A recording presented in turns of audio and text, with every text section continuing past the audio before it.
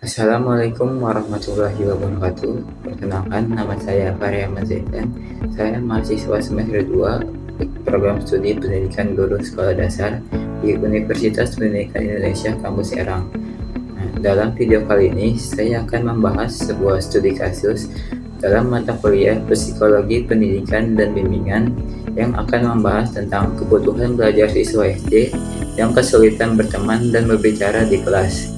Melalui studi kasus ini, saya mencoba memahami bagaimana kondisi perkembangan seorang anak sekolah dasar, kebutuhan belajarnya, serta strategi pembelajaran yang dapat membantu anak berkembang dengan lebih baik, terutama dalam kemampuan sosial dan kepercayaan dirinya.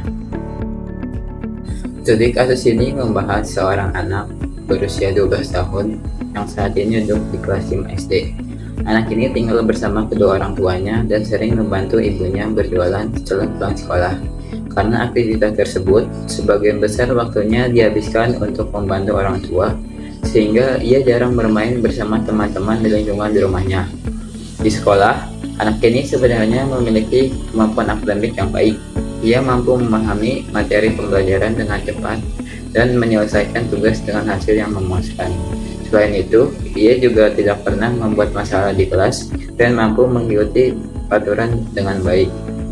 Namun, ada satu hal yang cukup terlihat, yaitu anak tersebut cenderung pendiam dan jarang memulai percakapan dengan teman-temannya. Saat berada di kelas, ia lebih sering diam dan kurang percaya diri untuk berbicara di depan guru maupun teman-temannya. Walaupun begitu, ia tetap bisa berinteraksi dengan baik dan tidak dijauhi oleh teman-temannya.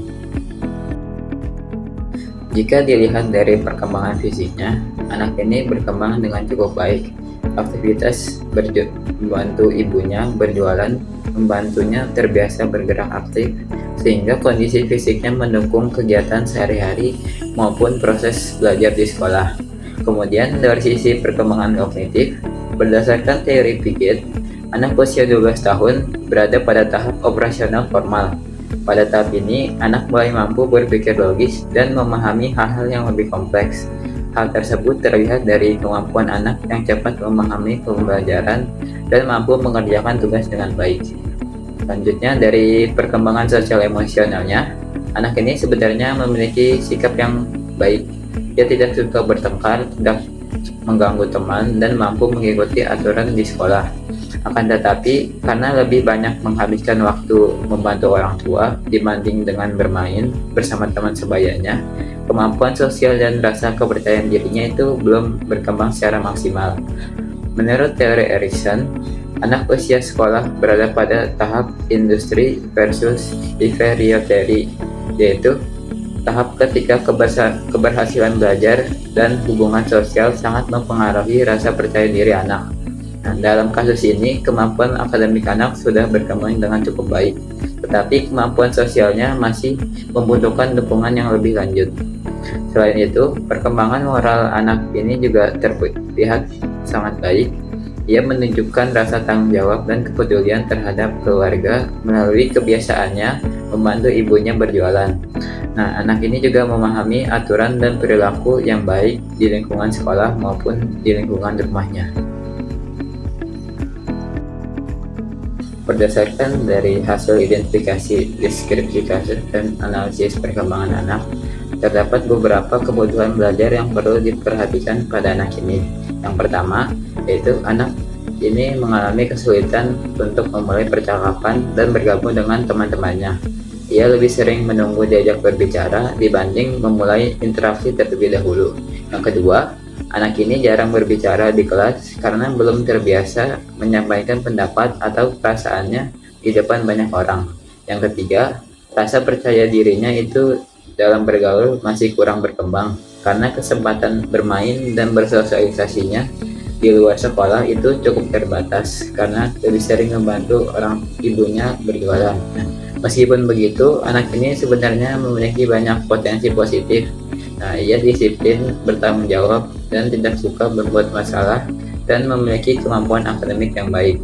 Oleh karena itu, anak ini hanya membutuhkan lingkungan dan pendekatan yang tepat agar lebih percaya diri dalam berinteraksi.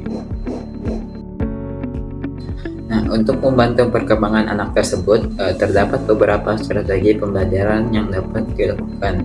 Yang pertama, guru dapat menerapkan pembelajaran dalam kelompok kecil. Nah, dengan kelompok yang lebih kecil, anak tersebut akan lebih nyaman dan tidak terlalu takut untuk berbicara. Yang kedua, guru bisa melakukan pendekatan secara personal melalui percakapan santai sebelum atau sesudah pembelajaran. Nah, dengan cara ini dapat membangun kedekatan antara guru dan anak sehingga anak merasa lebih aman dan percaya diri.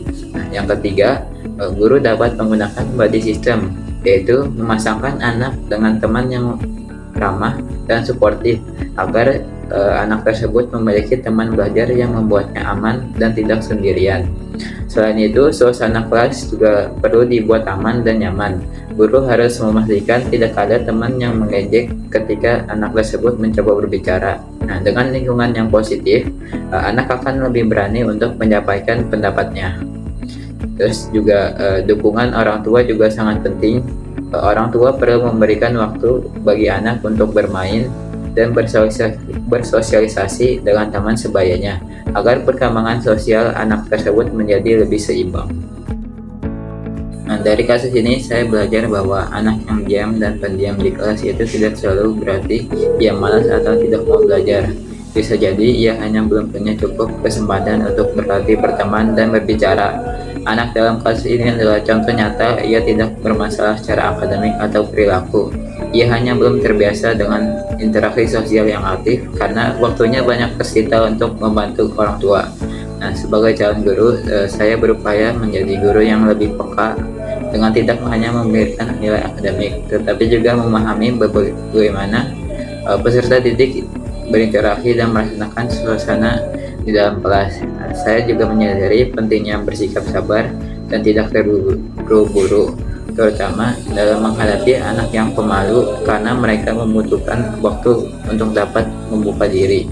Nah, selain itu saya juga ingin menjalin komunikasi yang baik dengan orang tua agar dapat bekerja sama dalam mendukung perkembangan anak, baik di sekolah maupun di rumah. Untuk itu, saya berkomitmen untuk terus belajar dan mengembangkan diri agar mampu memahami berbagai kebutuhan peserta didik, serta menjadi guru yang bermanfaat bagi semua murid. Nah, demikian pembahasan studi kasus yang saya dapat sampaikan. Nah, dari kasus ini kita dapat memahami bahwa setiap anak memiliki proses perkembangan yang berbeda dan membutuhkan pendekatan yang berbeda pula. Nah, dengan dukungan dari guru, orang tua, dan lingkungan yang positif, anak akan lebih mudah berkembang dan menjadi lebih percaya diri.